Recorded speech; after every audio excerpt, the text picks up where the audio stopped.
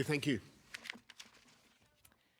You've just been listening to the British Prime Minister, who said, "All the evidence I have seen is people stayed within the rules." He was defending his team after a video emerged showing staffers joking about flouting the COVID rules last Christmas. Now, right now in Britain, COVID cases are rising, and today we heard new restrictions announced. Boris Johnson said from Monday you should work from home if you can. He also said face mask requirements will be reintroduced at most indoor venues, and health passes will be mandatory in nightclubs or any place where large crowds gather. And this is all set to come in force 1 week from now. Well, I want to bring back our correspondent Salma Abdelaziz, who's following this story for us. And Salma, I have to wonder how people will react to this, how people will stomach these new restrictions in the wake of this video showing his own staff joking about flouting COVID rules last Christmas. Lynda, it's definitely a hard pill to swallow, but I want to start by saying that people will follow the rules simply because they want to protect their loved ones. They want to do the right thing. They want to care for other people and not pass on this virus. But the question is, will they follow these rules because they respect the leader of this country, because they hear him and want to follow his guidance? I think the answer to that for many people today is going to be no. In the court of public opinion, Prime Minister Boris Johnson is simply losing. We had that poll that we mentioned at the beginning of the program, a small poll conducted right after this leaked video came out. It's, again, a very small poll, but it showed that 54% of people want to see the Prime Minister resign over this leaked video. And it's important here to say it is not just one party that's in question. There are now reports of multiple parties taking place in that building behind me here at Downing Street. CNN has spoken to multiple officials that say 2 social gatherings did take place, one on December 18th. Of course, that is the key moment in question. But of course, the question now is, how can the Prime Minister stand at that same podium, call on the country to follow these rules, and will he be heard and listened to? Does he have the moral authority, Lynda? Exactly. All really crucial questions. Salma Abdelaziz, good to have you with us. Thank you. We are staying on this story. I want to bring in Dr. Saleyha Ahsan, who practices emergency medicine. Now, her father contracted COVID on the same day of that controversial gathering, which apparently happened December 18 last year. And sadly, her father later died. She joins us now from London. I'm so sorry for your loss, but I really, really want to understand how you're feeling, knowing what you were going through at that time, and now seeing this video emerge of staffers seemingly joking about getting together, flouting COVID rules. What were you going through at the time?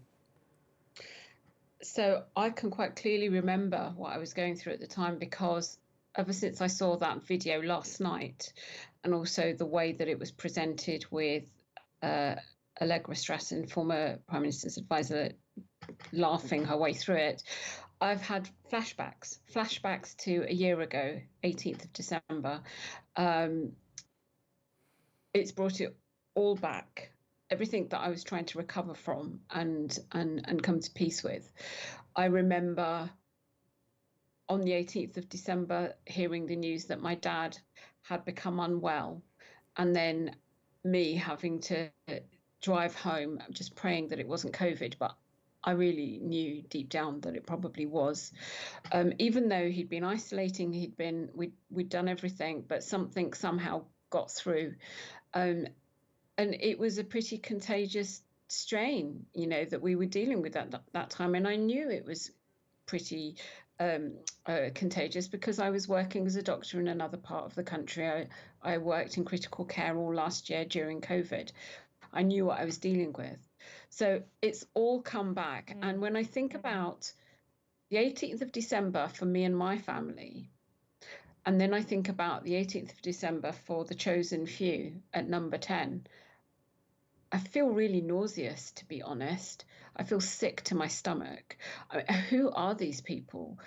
They are definitely cut from a different cloth from the kind of people I know, and from the hardworking, risking it all kind of people who've been working on the front line here within the NHS. And exactly. And the 160,000 other families who have lost loved ones in the same way. I'm actually really happy and proud to say that I don't know anyone like that. They are not in my circle.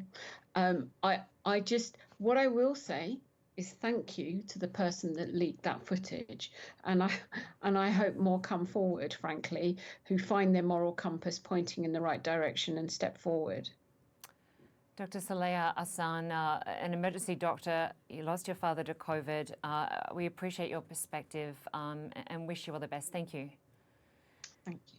Well, CNN's senior producer Luke McGee has done extensive reporting on the alleged rule breaking from Number 10. He joins me now from London.